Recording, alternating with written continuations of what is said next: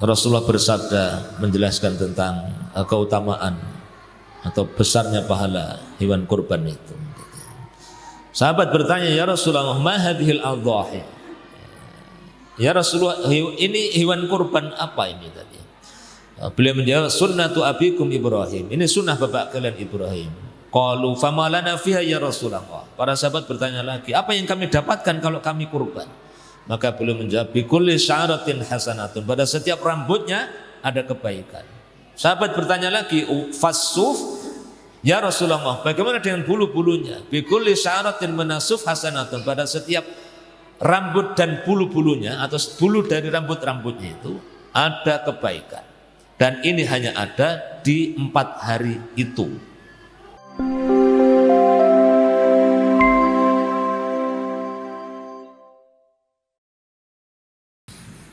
Assalamualaikum warahmatullahi wabarakatuh.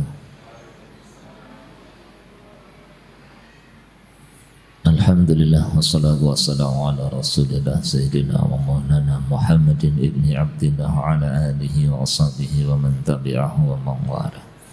Asyhadu an la ilaha illallah wahdahu la syarika lah wa asyhadu anna sayyidana Muhammadan abduhu wa rasuluhu la nabiyya ba'dah. Allahumma salli wa sallim wa barik ala sayyidina Muhammadin nabiyil ummi wa ala alihi wa sahbihi wa barik wa sallim. Qala Allah ta'ala fil Qur'anil Karim ba'da na'udzu billahi minasy syaithanir rajim. Ya ayyuhalladzina amanu taqullaha haqqa tuqatih wa la tamutunna illa wa antum muslimun. Wa qala fi ayatin ukhra ya ayyuhalladzina amanu taqullaha wa qulu qawlan sadida yuslih lakum a'malakum wa yaghfir lakum dhunubakum wa man yuti'illaha wa rasulahu faqad faza fawzan 'azima. Allahumma arhamna bil Qur'an. Khanfidin akhad billahi, ibu, bapak dan saudara jamaah kajian duha yang dirahmati oleh Allah. Bersyukur kepada Allah Subhanahu wa taala atas seluruh limpahan nikmat hidayah dan taufiknya. Rasa syukur bukan sekedar retorika atau pemanis bibir saja, tapi rasa syukur yang keluar dari kesadaran lubuk hati yang paling dalam bahwa kita ini hidup karena dihidupkan, kita bisa makan karena dikasih makan, kita sehat karena disehatkan, kita bisa melihat karena dikasih penglihatan, dan segala macam. Dan diantara kenikmatan yang tak terhitung itu, yang paling besar adalah nikmat iman dan Islam. Tapi kenapa Allah menyebut wa qalilum min ibadiyas syakur? Hanya sedikit hamba-hamba Allah yang bersyukur. Padahal andai nikmat itu kita hitung, Allah sudah menjelaskan, wa in ta'udzu ni'matallahi la tuhsuha. Jika kamu bermaksud menghitung nikmat Allah, niscaya tidak akan mampu menghitungnya. Dan ayat populer sudah memberikan ancaman secara jelas, la in syakartum la azidannakum wa la in kafartum inna adzabi lasyadid. Sesungguhnya jika kita bersyukur maka Allah akan menambahkan nikmat, baik berupa pertambahan jumlahnya, bertambah jenisnya, atau bertambah berkahnya, atau ditambah dalam bentuk yang lainnya. Dan apabila kufur maka Allah mengancam dengan azab yang pedih. Tapi tetap yang bersyukur kepada Allah itu jumlahnya selalu sedikit. Kenapa? Karena manusia memiliki hawa nafsu, dan nafsu manusia itu tidak akan pernah puas dengan apapun yang dimiliki. Sekalipun sudah punya segala sesuatu, sudah punya banyak hal, selalu yang tampak adalah yang dimiliki oleh orang lain. Sehingga akan selalu kurang. Karena tidak mungkin Allah memperturutkan semua keinginan seorang hamba selama mereka masih hidup di dunia. Akan selalu kurang dan akan selalu ada yang kita inginkan. Kenapa? Karena belum semuanya dimiliki. Kenapa orang sudah kaya korupsi? Yang korupsi itu kan yang sudah kaya kan? Nah, yang miskin malah nggak korupsi. Kenapa? Lah nggak ada yang dikorupsi. Apa yang mau dikorupsi? Nggak ada kesempatan. Yang sudah punya duit miliaran justru mereka yang korupsi. Nah, kita ini yang duitnya paling banyak jutaan, nggak korupsi kan?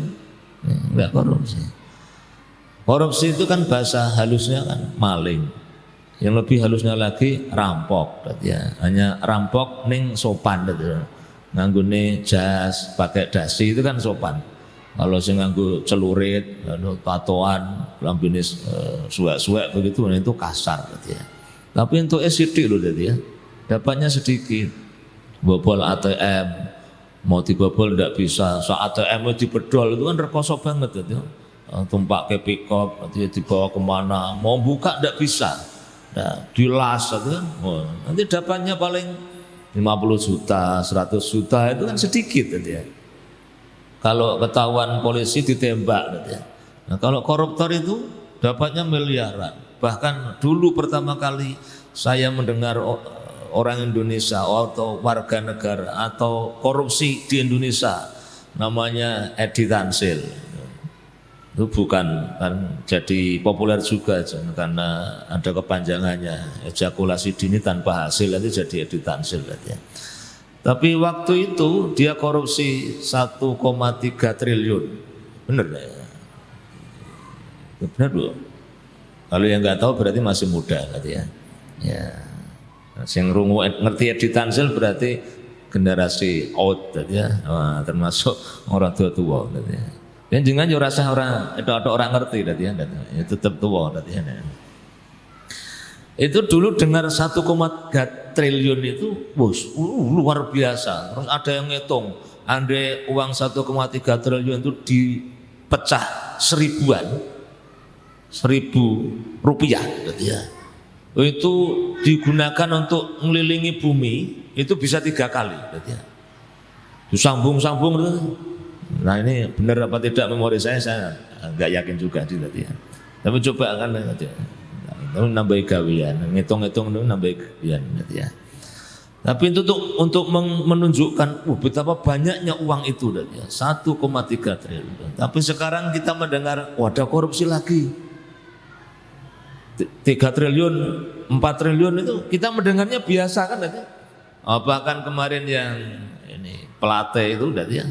Ya, sekalipun pasti ada nuansa politiknya, ya, politisnya 6 triliun atau 8 triliun itu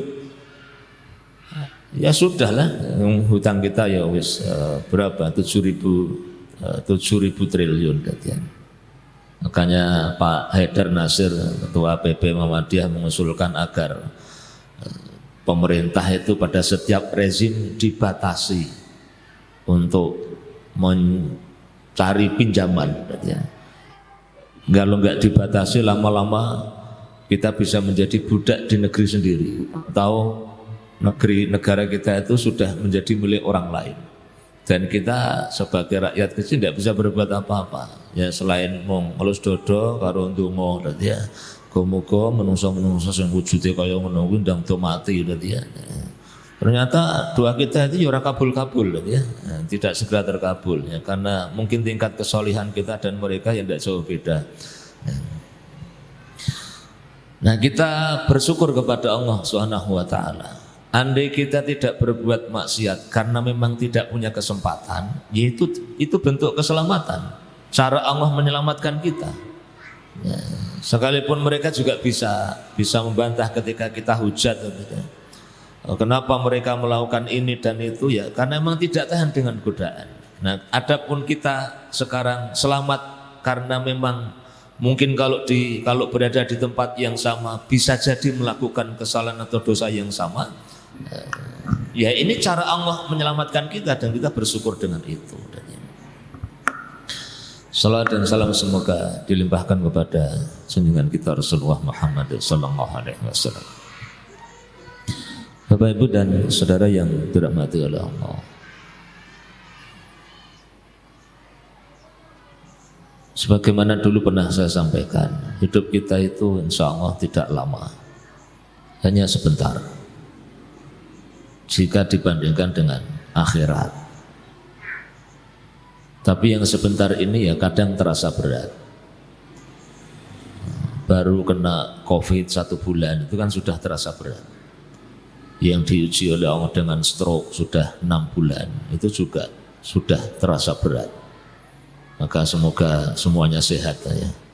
Soal duitnya banyak tidak ada masalah ya, yang penting badannya sehat ya. Daripada sakit-sakitan dan dikejar-kejar debt collector itu menyakitkan ya. Nah, hidup kita yang sebentar ini Allah perintahkan untuk mencari bekal. Fatazawwadu fa inna khairaz zadi taqwa. Dan berbekalah, sesungguhnya sebaik-baik bekal adalah takwa. Ya ayyuhalladzina amanu ittaqullaha wal tandur nafsum ma qaddamat lighad wattaqullaha innallaha khabirum bima ta'malun. Wahai orang-orang yang beriman, bertakwalah kepada Allah. Wal tandur nafsum ma qaddamat lighad, dan perhatikan apa yang telah kamu siapkan untuk hari esok, dan hari esok itu adalah akhirat. Rasulullah menyebut, memerintahkan kita, hiduplah kalian di dunia itu seperti, terima kasih, seperti musafir, seperti ibnu sabil, orang yang menempuh perjalanan, yang berhenti sejenak untuk menyiapkan bekal, untuk minum, untuk makan, setelah itu melanjutkan perjalanan lagi. Orang Jawa menyebutnya urip wi mung mampir ngombe. Kemudian dipahami secara keliru oleh anak-anak muda, melakno pendadino njero ngombe dadi ya. Ngombe kuwi napa to nang dadi belajar ini urip mung mampir ngombe mak, dadi melakno aku ya ngombe dadi ya. Nah, ini guyonnya begitu.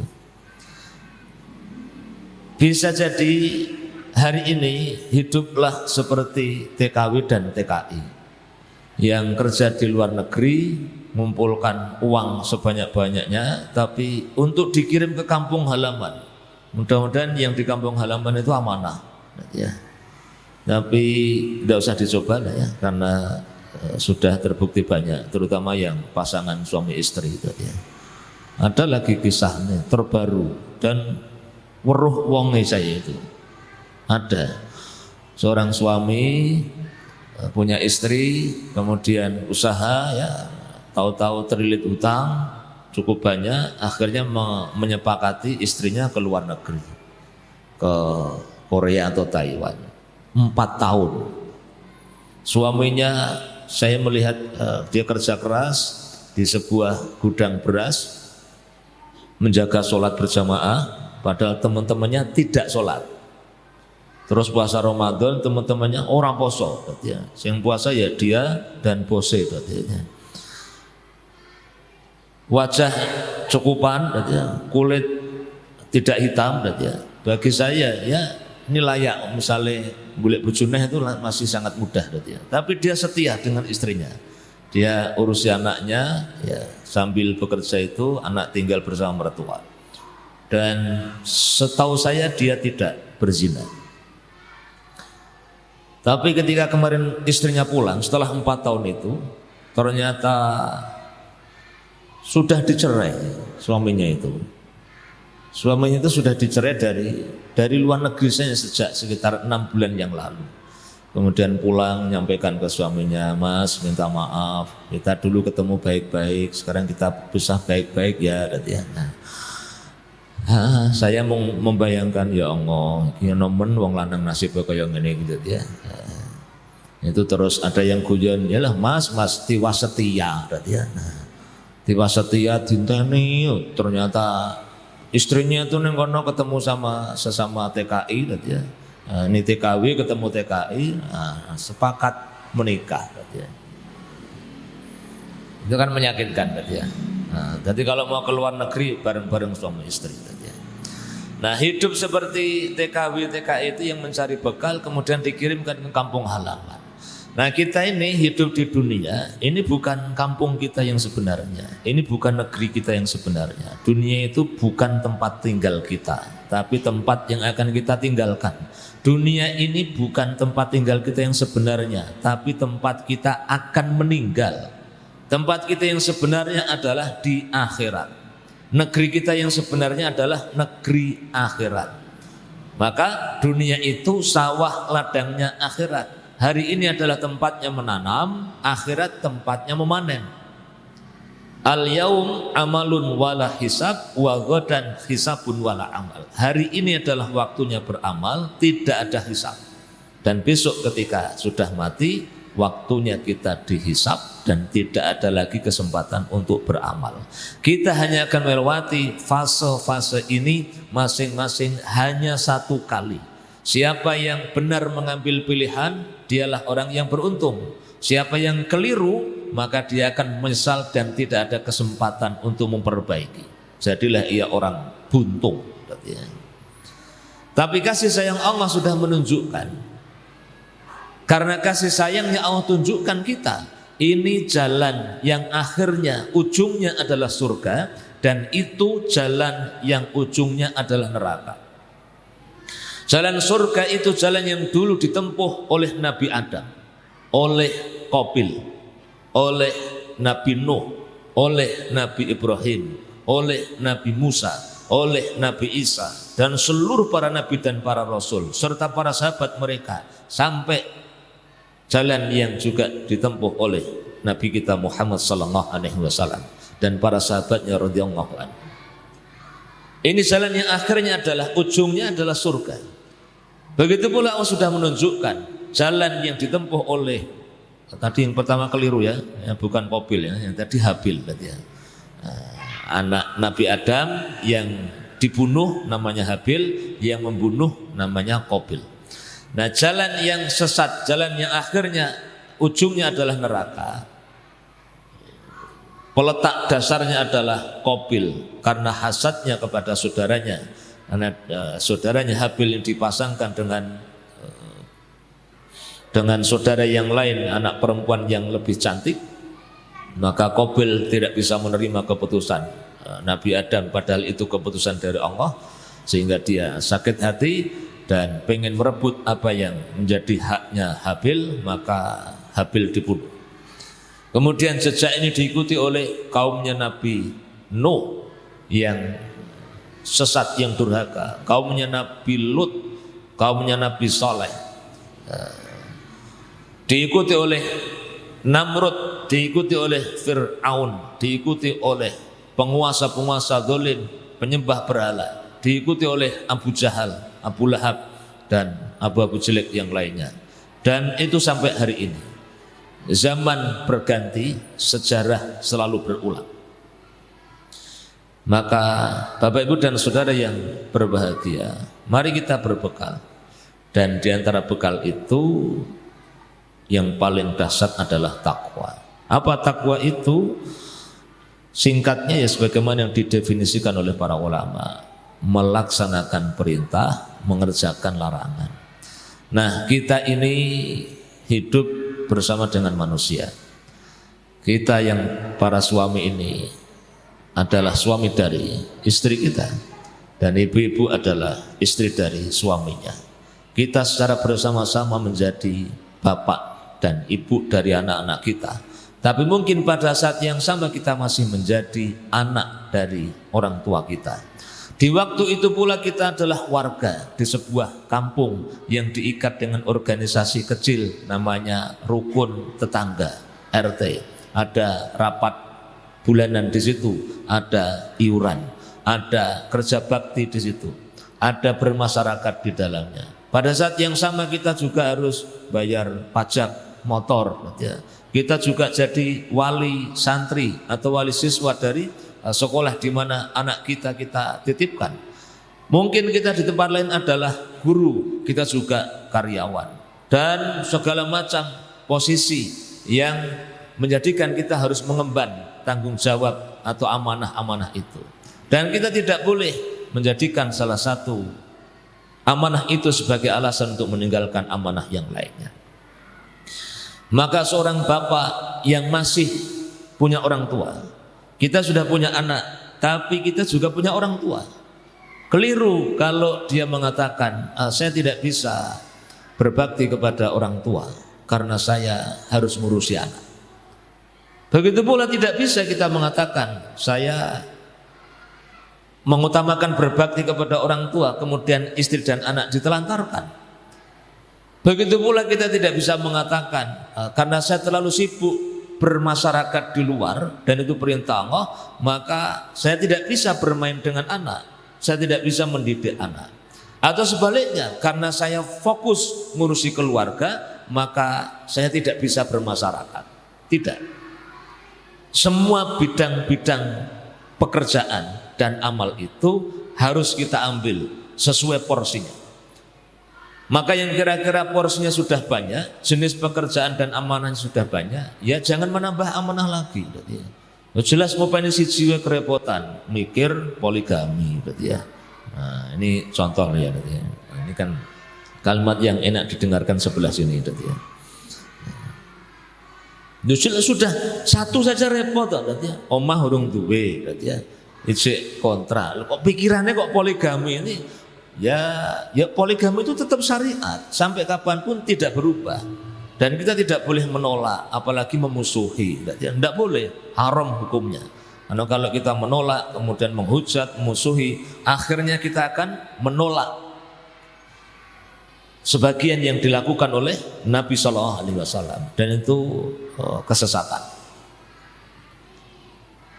Maka ya poligami itu bagian dari syariat, boleh diambil bagi orang-orang yang memiliki kemampuan dan kapasitas. Sebagaimana pula haji juga sama, haji itu wajib bagi yang mampu. Tapi kalau kita jual rumah untuk haji, ini kebodohan terhadap syariat. Wes pokoknya nomor 1 kudu haji, hukumnya wajib. Lengko bar mulai, yuk dadi gelandangan ora apa-apa, berarti ya. Bareng-bareng karo anak bojo. Lho kok anak bojo yang sing haji sampean tok, berarti ya. Nah, sing mangkat sing lanang tok, sing wedok istrinya sama anaknya kon nunggu ning omahnya, berarti ya. Dalam nunut yang gue maratuwa. Habis itu orang di omah, berarti ya. Tapi kan yang penting wis haji. Nah, ini namanya salah paham, berarti ya. Maka amal itu ada prioritas-prioritas. Nah, sebelum masuk pada prioritas ada sebuah cerita. Tapi ini cerita imajiner. Nah, cerita imajiner itu di Quran tidak ada, di hadis tidak ada. Dicari siapa pelakunya juga mungkin tidak ada. Jadi bisa jadi ini bukan kisah nyata, tapi simulasi yang menjadikan kita mudah memahami. Ada seorang dosen masuk ke ruang kelas dosen itu kan berarti ada mahasiswanya. Dia membawa sebuah ember dan beberapa kantung plastik. Setelah menyampaikan pembukaan, dosen ini naruh ember di atas meja. Kemudian sampaikan kepada para mahasiswa, saudara-saudara, saya mau menyampaikan sesuatu kepada saudara sekalian. Bahasa dosen kepada mahasiswa itu biasanya saudara atau Anda. Saya akan masukkan batu-batu besar ini, batu sebesar kepalan tangan. Ya, masukkan 1, 2, 3, 4, 5, ya sekitar 10-an gitu. Kemudian ember itu sudah, batu itu sudah kelihatan munjung melebihi bibir ember. Kemudian sang dosen mengatakan, apakah menurut kalian, menurut saudara, ember ini sudah penuh? Mahasiswa menjawab serempak, sudah. Baik. Sang dosen kemudian mengeluarkan satu kantong plastik berisi kerikil, batu-batu kecil sebesar ibu jari, sebesar ujung-ujung jari itu. Kemudian dituangkan ke ember yang sudah berisi batu-batu sebesar kepalan tangan. Dikocak-kocak, digoyang-goyang sedikit ember itu. Kerikil yang jumlahnya puluhan, 50-an, bahkan lebih dari itu bisa masuk. Kemudian sang dosen mengatakan, apakah ember ini sudah penuh? Kali ini mahasiswa tidak langsung menjawab. Mereka saling berpandangan, saling bertatapan mata untuk mencari jawaban. Kemudian salah satu menjeletuk, mungkin belum Pak. Nah, bagus.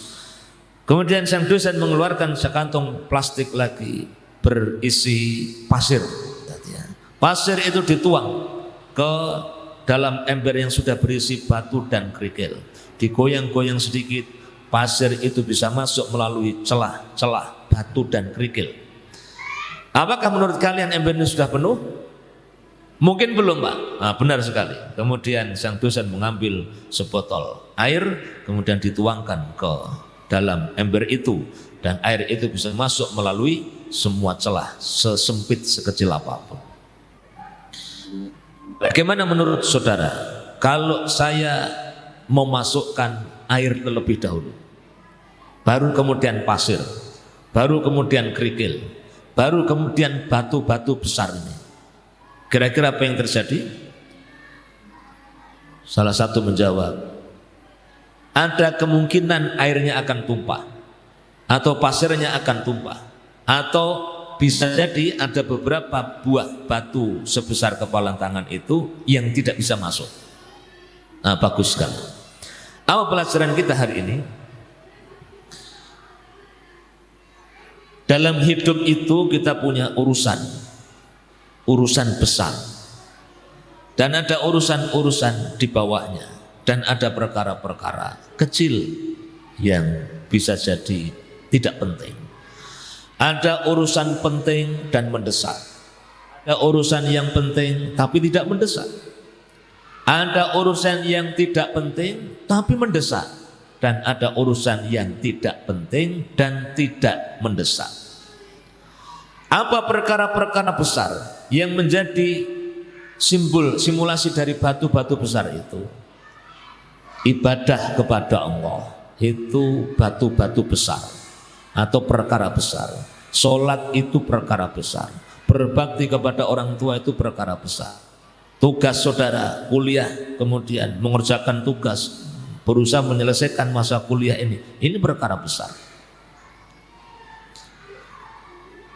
Sedangkan jajan, ya, ini perkara yang ya bisa jadi pasir, bisa jadi kerikil. Pacaran itu bisa jadi air, bahkan mungkin air comberan. Ini bukan cerita dosanya, ini tambahan dari saya.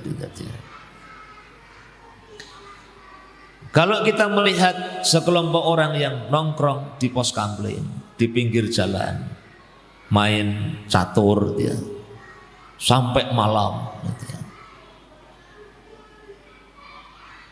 Kita lihatlah secara positif, ya, agar hati kita nyaman, ya. Karena untuk orang lain berikanlah kelonggaran. Alhamdulillah, mereka hanya main catur, mending daripada dadu, ya. Kalau kita lihat orang lain, sekelompok anak-anak muda nonton sepak bola sampai menjelang subuh, ya sih, apik lah nonton bal-balan daripada demenan, ya. Nah, daripada berzina kan lebih apik nonton bal-balan, ya. Kiai Maimun Zubair, Allah yarham, menasihatkan di amalan manusia akhir zaman itu, ya tidak usah banyak-banyak, yang penting ojo maksiat. Nah, ojo maksiat menurut itu kan wis angel. Yang penting ojo maksiat. Orang patek sergep-sergep orang apa-apa. Yang penting ojo maksiat. Salat ya sing wajib wae, poso Ramadan wae. Terus ojo maksiat. Nah, bagi banyak orang ojo maksiat itu wis angel, levelnya itu wis angel. Berarti tidak boleh nyolong, tidak boleh judi, tidak boleh zina, tidak boleh mabuk, tidak boleh mencuri. Nah, itu sudah susah ini. Termasuk tidak boleh korupsi. Maka kalau beliau melihat udut, ya, rokokan sambil ya, catur tadi itu, atau sambil ngobrol, guyang-guyu nyampe pagi itu, wis apik, ya. Yang penting orang nyolong, orang mabuk, orang judi, ya. Itu wis apik, ya. Sudah bagus. Nah, untuk orang lain kita berikan kelonggaran itu. Tapi bagi kita yang alhamdulillah tanpa dan tidak boleh diiringi meremehkan, merendahkan siapapun saudara muslim kita, karena kita tidak pernah tahu bagaimana akhir kehidupan kita, dan kita tidak pernah tahu siapa yang memiliki kemuliaan di sisi Allah dengan amal-amal istimewa. Untuk kita semestinya ya tahapannya sudah bukan di situ. Tahapan kita itu mana yang lebih didahulukan? Ada yang wajib, ada amalan yang wajib, ada yang sunnah. Nah, ilmu kita sudah memahami prioritasnya tentu yang wajib. Sholat malam itu pahalanya luar biasa, pahalanya dahsyat, banyak, besar, sangat dicintai oleh Allah SWT. Tapi 11 rakaat sholat tahajud tidak bisa menggantikan 2 rakaat sholat subuh. Ini harus dipahami, dipegangi. Kemudian prioritas yang lainnya itu, kualitas itu lebih diprioritaskan dibanding kuantitas. Karena Allah menyukai seorang hamba yang kalau bekerja itu dikerjakan secara mutqinah, secara bahasa sekarangnya profesional. Bekerja, beramal. Maka sholat 2 rakaat, sholat sunnah yang dikerjakan secara khusyuk sehingga bisa makan durasi waktunya itu 4-5 menit, 2 rakaat. Insya Allah itu lebih baik daripada sholat 10 rakaat yang diselesaikan dalam waktu 5 menit pula. Buat itu ya, bahasa sekarang satset gitu ya. Nah, siapa mempopulerkan satset gitu ya. Itu satset itu numpak motor satset ki ya apik, paling sing di mobil jengkel gitu ya. Bocah numpak motor basus gitu ya. Nah, ora gelem mandek gitu, pokoknya ngegas terus kono do macet barang pokoknya set gitu ya. Nah, itu sing jengkel sing di mobil. Bar sing di mobil ki sesuk pas numpak motor padha gitu ya. Tapi kalau masak satset ya bagus, semotong berambang bawang itu tek rampung, ya. Ini telur buka, langsung begini, surang nganggo angel, ya. Buka tangan siji tok, ya. Frak buka, ya. Buang rono. Perkara sing cangkange katut bareng ora masalah, wong didol, ya. Itu kerja cepat, ya. Nyuci cepat, nyetrika cepat. Istri saya kadang mengeluh kalau nyetrika itu ya. Tapi ngeluh nyetrika ke saya itu agak keliru ya. Masa aku kesel nyetrika, rasa setrika ya. Kan harapan dia kan tak genteni ya. Nah saya itu memang awet lahir itu rasa seneng nyetrika saya itu ya. Serius ya. Jadi ketika belum punya istri saya yang ini itu, pada yang lain ya udah ada ya yang ini itu ya. Itu dulu saya kalau nyetrika itu nih meja belajar di kamar ya, kasih itu lemek ya, selimut atau apa, terus ya nyetrika. Yang disetrika yang mau dipakai besok pagi untuk sekolah itu. Terus ya setrikaan di situ, terus ini yang lemek yo ning kono kuwi ya. Seorang ngaleh-ngaleh ngantek seminggu meneh nyetrika meneh kuwi sik ning kono ya. Karena meh nglempet meneh niku ora ketemu-temu waktune ya. Itu jangan ditiru lah ya, jangan ditiru. Kalau suami penjenengan tidak seperti itu ya disyukuri lah ya. Tapi kan lumayan kan orang maksiat menuki, mong keset menurut ya keset. Jadi kalau salah satu motivasi saya punya istri itu ya ben ono sing nyetrikake kan begitu ya. Nah ketika istri saya mas kesel ya, jawaban saya ya wis rasah kabeh disetrika. Dadi ya sing disetrika sing meh kira-kira dienggo metu wae. Sing ora dienggo metu kuwi digelar ngene to, digelar tumpuk plek. Nah kira 5 sing setrika dhuwure wae dadi. Nah dadi utawa mok lempet ngene, lempet, karena lempet tumpuke plek. Nah setrika sing paling dhuwur. Nah dadi wah yo apik to Mas. Lah wong ora ono sing weruh kok dadi nang jero lemari dadi. Saya tidak nuntut semuanya setrikaan kecuali yang tinggal metu ngene iki lho ya. Tidak nuntut. Andai kan baru mau keluar mau pakai baju belum ada yang mau dipakai itu saya tidak marah ya. Lah aku ki ape nganggo sing timik. Ngono kuwi tok. Saya tanya begitu. Wah, maaf Mas urung disetrika. Oh, ya wis ya. Kalau dia pas di luar ya tak setrika dhewe. Kan siji tok ya. Jadi aktivitas itu ya kita harus bisa mau satset tadi itu boleh. Tapi kalau urusan sholat tidak ada sunnah satset itu tidak ada. Justru dilarang sholat seperti mau ayam mematok, gitu ya, itu dilarang berarti ya. Tidak ada satsetnya itu. Nah, kualitas lebih diutamakan daripada kuantitas. Begitu pula dengan baca Quran. Wallahu a'lam bishawab. Baca Quran yang tartil benar,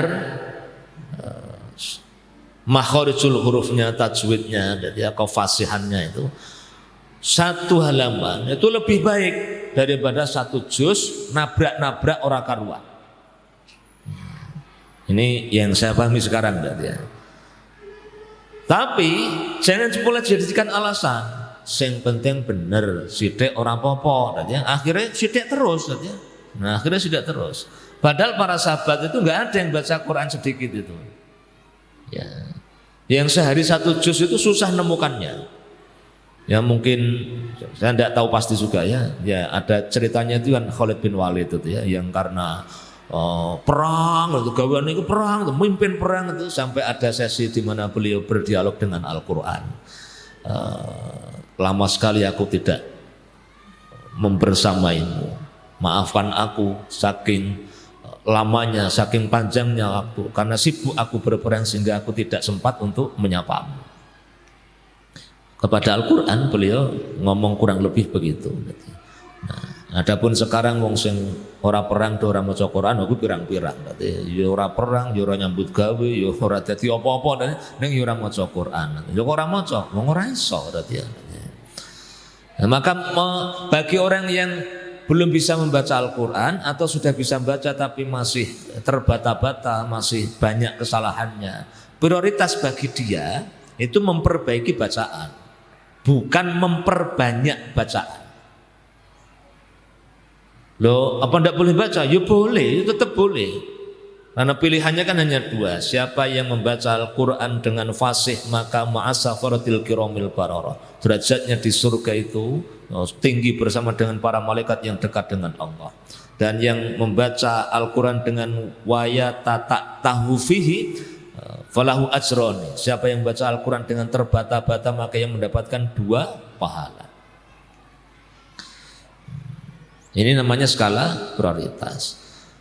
Maka ketika azan berkumandang, yang terbaik dilakukan bukan baca Quran, tapi diam, menyimak, kemudian menirukan kalimat yang diucapkan oleh muadzin. Setelah azan selesai, yang terbaik dilakukan saat itu adalah bersolawat kepada Nabi, kemudian membaca doa setelah azan. Amalan terbaik ketika itu dalam kondisi normal adalah setelah itu sholat 2 rakaat. Karena setiap ada adzan pasti ada sholat. Walaupun tidak hafal ini sunnah muakkadah atau ghairu muakkadah, itu habis ada adzan sholat 2 rakaat itu mesti benar.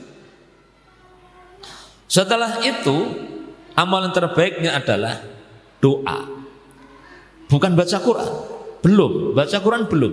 Kenapa? Nanti waktunya.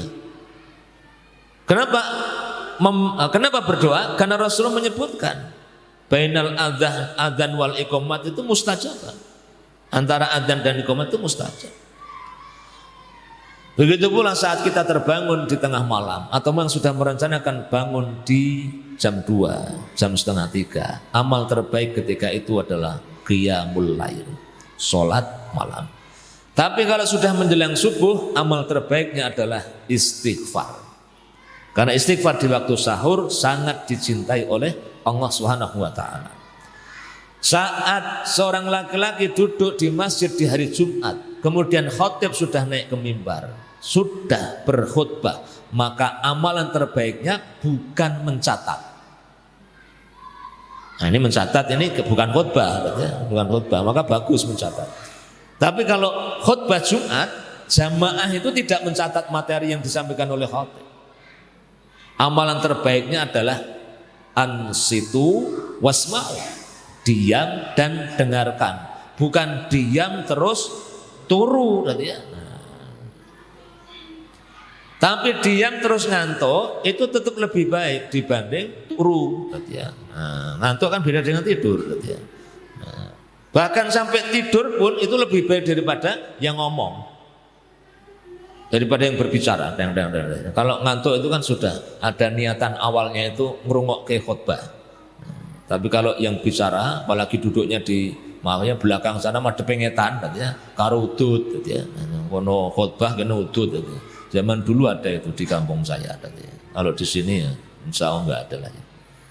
Mungkin di masjid-masjid besar itu masih ada orangnya. Makan di masjid karudut itu masih ada. Dan kita tadi itu berikan kelonggaran kepada saudara kita. Tapi untuk kita harus ketat. Ya alhamdulillah mereka akan menggunakan fatwa rokok makruh. Ya. Adapun kita meyakini rokok haram, ya tidak apa-apa, berarti ya. Tapi biarkan mereka memegangi rokok makruh, berarti ya. Kenapa? Timbang ganja, berarti ya. Timbang ganja, timbang morfin itu luwih apik kan rokok. Yang penting ablue, asapnya jangan ke kita, berarti ya.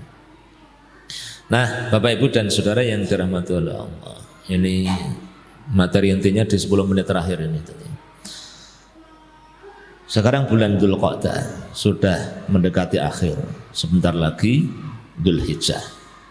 Nah di bulan Dzulhijjah itu ada waktu istimewa. Di 10 hari pertama bulan Dzulhijjah itu hari-hari yang istimewa. Amalan yang dikerjakan ketika itu sangat dicintai oleh Allah Subhanahu wa Ta'ala. Bahkan para ulama sampai berbeda pendapat, mana yang lebih utama antara 10 hari terakhir bulan Ramadan dengan 10 hari pertama bulan Dzulhijjah. Ibnul Qayyim al-Jauziyah rahimahullah kemudian berpendapat, memberikan jawaban.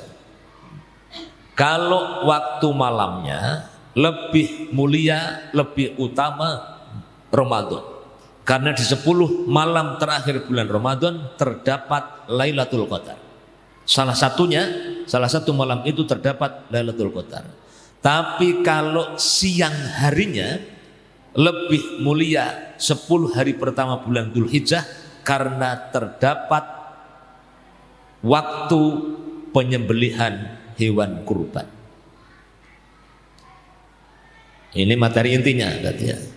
Materi intinya apa? Kurban, berarti ya.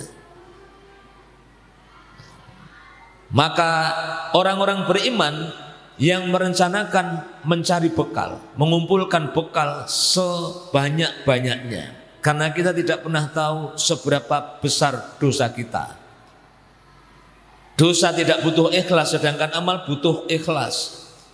Maka tidak boleh ada satupun di antara kita yang merasa amal dan pahalanya sudah cukup, sehingga kapanpun ada kesempatan, ada informasi janji dari Allah dan Rasulnya yang pasti benar, ini hari istimewa, amal dilipat gandakan pahalanya. Amal istimewa yang hanya ada 4 hari dari 360 hari, 10, 11, 12 dan 13 Dzulhijjah. Apa itu? Menyembelih hewan kurban.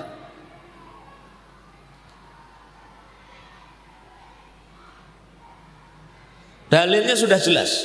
A'udzubillahi minasyaitonirrajim. Inna a'tainakal kautsar fasholli lirabbika wanhar.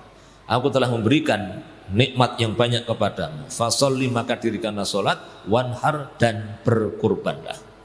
Istilah menyembelih hewan itu istilah aslinya adalah udhiyah. Udhiyah. Maka harinya disebut Idul Adha. Adha pakai dot. Tapi kita kan jarang melihat tulisan Arabnya. Dari dulu Idul Adha, kemudian penanya Idul Adha, jadi ta, Idul Adha, ya. Kenapa kok disebut kurban? Yang populer kurban, bukan udhiyah. Kemudian dotnya kudu bener, angel, ya. Oh Islam ojo diagi yang angel lho tat, dot Adha, lho. Ngangeli wong, jadi sauni-unine wae, sing penting niate bener berarti ya. Nah, Idul Adha berarti ya. Apalagi udhiyah, binatang sembelihan itu menyembelih binatang melaksanakan perintah Allah, udhiyah. Nah, tujuannya taqarrub kepada Allah, mendekatkan diri kepada Allah Subhanahu wa taala, melaksanakan perintahnya, berharap ridho dan pahalanya. Nah, taqarrub kurban itu berasal dari kata qoroba yuqorribu qurbatan. Ada yang menyebut qoroba yuqorribu kurbanan. Nanti yang lebih ngerti Ustadz Ahmad tadi. Maknanya dekat atau mendekatkan. Jadi udhiyah menyembelih hewan, kambing, sapi, unta dan jenisnya. Kambing itu termasuk gembel, kibas, biri-biri. Sapi termasuk di dalamnya kerbau. Kemudian unta. Kenapa kok hanya 3 jenis itu? Ya karena yang disebutkan hanya itu.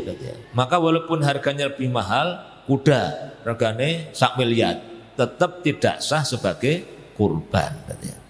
Disembelihnya untuk melaksanakan perintah Allah, mendekatkan diri kepada Allah dengan mentaati perintahnya. Nah, mendekatkan diri itu kurbanan atau kurbatan. Nah, itu yang populer, mungkin jadi kurban. Nah, kemudian menjadi rancu karena dalam bahasa Indonesia ada kata korban. Korban bencana, korban penipuan, korban pemerkosaan, korban penggelapan, korban. Korban itu maknanya semua negatif. Enggak ada yang positif itu. Wah, kasihan perempuan itu jadi korban dilamar wong ganteng. Ora ono dadi. Padahal elek lho dadi. Kok iso jadi korban bojone wong sugih gitu. Nah, itu ndak ada kan itu. Semua korban itu pasti kepada yang negatif, yang menyakitkan, menderita negatif. Enggak ada korban positif, itu tidak ada. Korban tol, korban penggusuran, kan namanya digusur itu enggak dikasih ganti rugi, apalagi ganti untung gitu.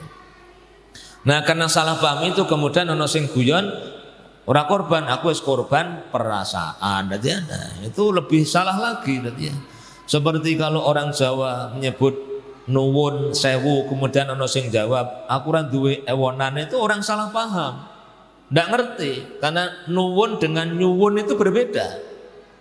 Jadi nuwun sewu kok dijawab aku ora duwe ewonan, itu dia menyamakan antara nuwun dengan nyuwun. Nyuwun itu minta, kalau nuwun itu permisi. Nah, maka keliru kalau nuwun sewu ora duwe ewonan. Oh, iki ora ngerti bahasa berarti. Tidak ngerti. Nah, kurban harus kalau salah tadi ya. Tapi iki ya bahasa. Nah, bahasa itu kesepakatan. Yang penting niatnya wis bener tadi ya. Nah, kalau untuk orang lain begitulah kita. Korban apa tadi ya? Sapi apa? Malu rombongan sapi apa wedhus tadi ya? Aku anu wae tadi ya. Rombongan wedhus. Ora ono rombongan wedhus tadi ya. Wedhus apa rombongan sapi? Rombongan wedhus tidak ada. Kenapa menyembelih hewan kurban pahalanya besar? Kenapa menyembelih hewan kurban pahalanya besar? Sampai disebutkan, walaupun sebagian ulama, salah satunya ya Syalbani menyebut hadis itu dhaif. Ketika Rasulullah bersabda menjelaskan tentang keutamaan atau besarnya pahala hewan kurban itu. Sahabat bertanya, ya Rasulullah, ma hadhil adhahi? Ya Rasulullah, ini hewan kurban apa ini tadi? Beliau menjawab, sunnatu abikum Ibrahim. Ini sunnah bapak kalian Ibrahim. Qalu fama lana fiha ya Rasulullah. Para sahabat bertanya lagi, apa yang kami dapatkan kalau kami kurban? Maka beliau menjawab, bi kulli sya'ratin hasanatun. Pada setiap rambutnya ada kebaikan. Sahabat bertanya lagi, fasuf ya Rasulullah, bagaimana dengan bulu-bulunya? Bi kulli sya'ratin manasuf hasanatun. Pada setiap rambut dan bulu-bulunya atau bulu dari rambut-rambutnya itu ada kebaikan. Dan ini hanya ada di 4 hari itu. Di mazhab Syafi'i disebutkan hukum menyembelih hewan kurban adalah sunnah muakkadah, dan ini menjadi pendapat jumhur.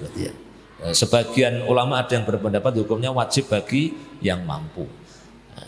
Nah, diperjelas sunnah bagaimana? Sunnah kifayah. Jadi ada fardu kifayah, ada sunnah kifayah.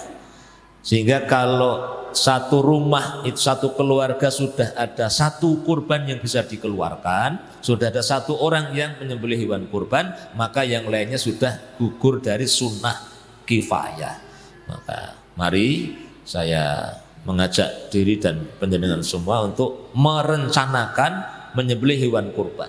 Jangan merencanakan untuk tidak kurban, karena tidak kurban itu tidak perlu rencana.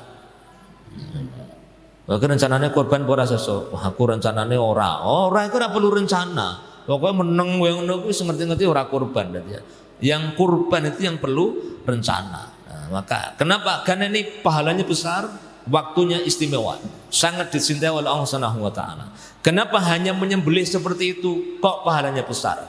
Ada orang tua yang mulai masalah ini. Orang tua laki-laki wis wanen tadi ya, bikin video ngelek-elek kurban. Wong kafir itu ya. Alhamdulillah sudah ditangkap. Ya sing nyekel ya do sabar, ora dikeplaki tadi ya. Ya mung jorok-joroke sithik tadi ya. Orang Islam itu apa nih? Tidak punya peri kemanusiaan. Binatang tidak salah apa-apa kok sembelih bareng-bareng tadi ya. Oh, ini pemakan daging tadi ya. Oh, kan lebih bagus kalau ini punya uang banyak daripada itu kan budaya konsumtif, kan? Belikan motor, belikan gerobak untuk membantu orang-orang miskin jadi punya pekerjaan kan lebih bagus ya. Nah, pikiran-pikiran semacam itu yang kelihatannya pinter tapi keblinger, karena ini syariat. Dalilnya Quran, hadis yang jelas. Sudah dilakukan sejak zaman Nabi Ibrahim alaihissalam. Sampai hari kiamat syariat ini tidak akan berubah. Kenapa pahalanya besar? Karena siapa yang melakukan sebaliknya dosanya besar. Menyembelih hewan kurban di hari Idul Adha dan 3 hari tasyrik setelahnya itu pahalanya besar karena melaksanakan perintah Allah. Menyembelih kambing, darahnya diteteskan di bawah pohon besar dengan tujuan supaya kampung ini aman, itu dosanya besar. Nyembelih kerbau demi taat kepada Allah pahalanya besar. Nyembelih kerbau kepalanya ditanam karena membangun jembatan supaya lancar, dosanya besar. Nyembelih sapi untuk kurban pahalanya besar. Sapi cemplungin yang lumpur lapindo, dosanya besar. Umpamanya lumpurnya orang mandek ya. Yang mandek ora tetap dosanya besar karena itu kesyirikan. Maka direncanakan kalau sekarang belum punya uang ya nabung mulai engko esok 200.000 lah ya, 200 turah tadi ya. Lah dite sapa niku ta? Yo dite pemerintah, masa dite sapa tadi ya? Dite EBI tadi ya.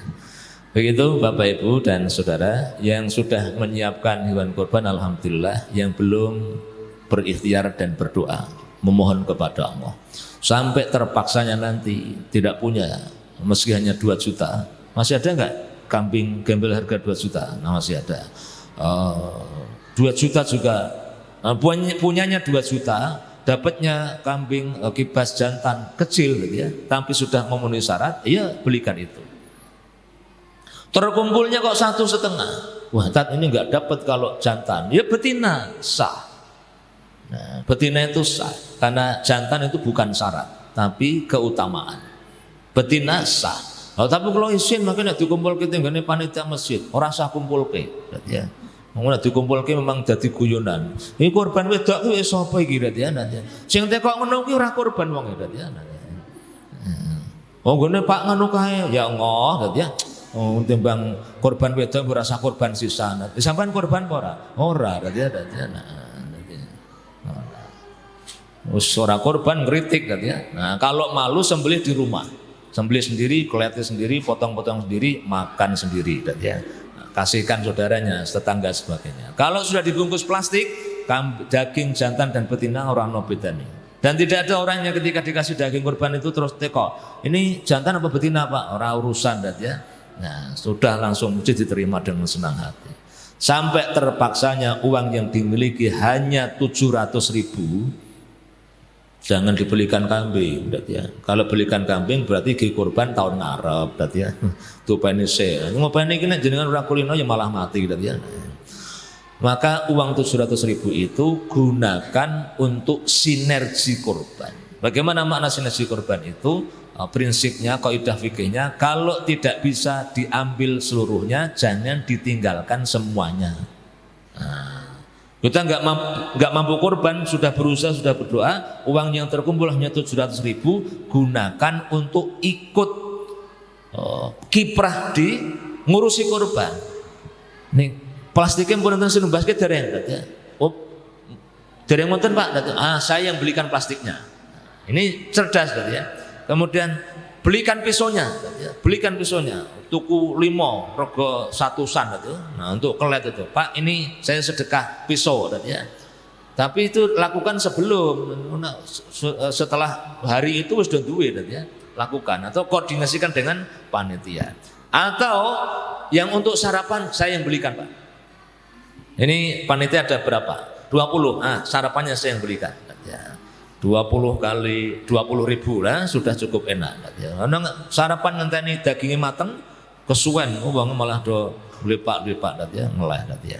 Nah begitu kira-kira, semoga memberikan keberkahan dan kemudahan serta ya banyak rezeki yang halal dan barokah sehingga panjenengan semua dimampukan untuk kurban, paling tidak satu keluarga satu kurban. Terima kasih atas perhatian. Mohon maaf atas segala kekurangan. Waktu saya kembalikan ke pembawa acara. Assalamualaikum warahmatullahi wabarakatuh. Waalaikumsalam warahmatullahi wabarakatuh.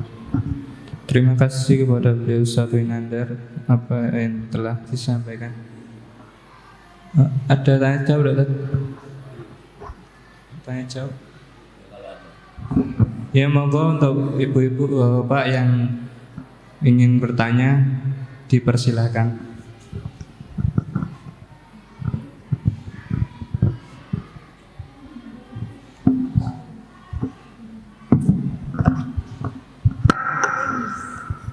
Assalamualaikum warahmatullahi wabarakatuh.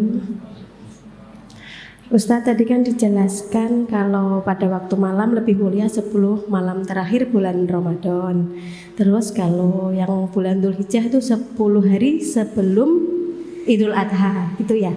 Nah itu amalan-amal yang kalau siang 10 hari sebelum Idul Adha itu sebaiknya kita melakukan apa saja amalan-amalannya karena kan itu termasuk hari-hari yang lebih mulia dibanding hari yang lain. Sekian, terima kasih. Wassalamualaikum warahmatullahi wabarakatuh. Terima kasih. Dari beberapa keterangan yang saya baca, 10 hari pertama, yaitu berarti perbandingannya 10 hari terakhir Ramadan dan 10 hari pertama bulan Dzulhijjah. Berarti tanggal 1 sampai tanggal 10. Dari tanggal 1 sampai tanggal 9 itu ada sunnah puasa. Yang mampu boleh puasa dari tanggal 1 sampai tanggal 9.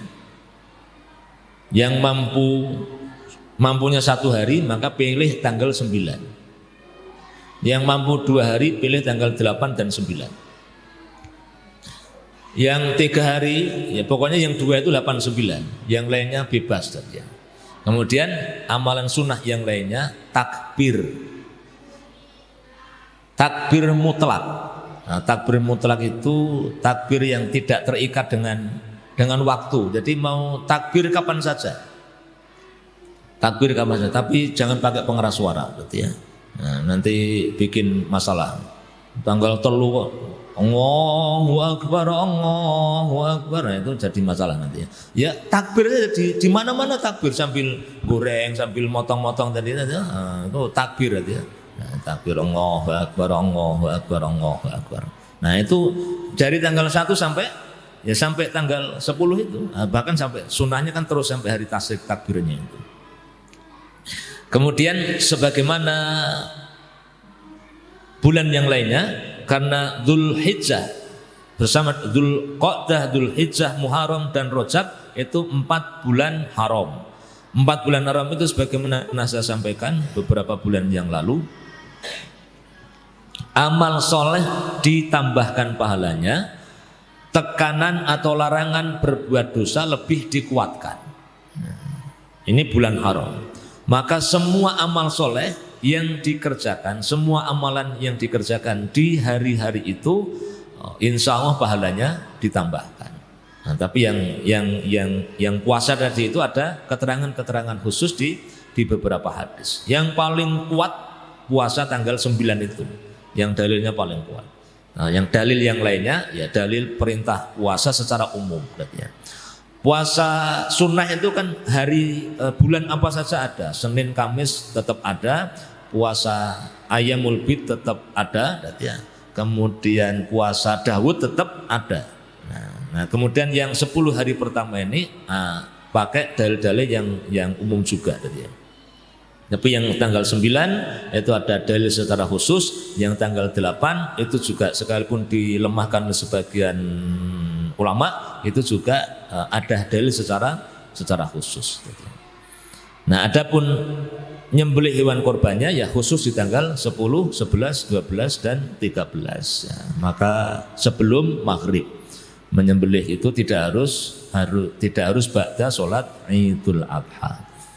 Kalau binatang sembelihannya banyak, kalau kambing cuma 6 itu selesaikan hari itu. Dadi untuk tak iki loro sesuk loro dadi sengentani wong pirang-pirang dadi itu ndak perlu. Allah a'lam bishawab. Terima kasih. Ada lagi? 3 2 1. Terima kasih.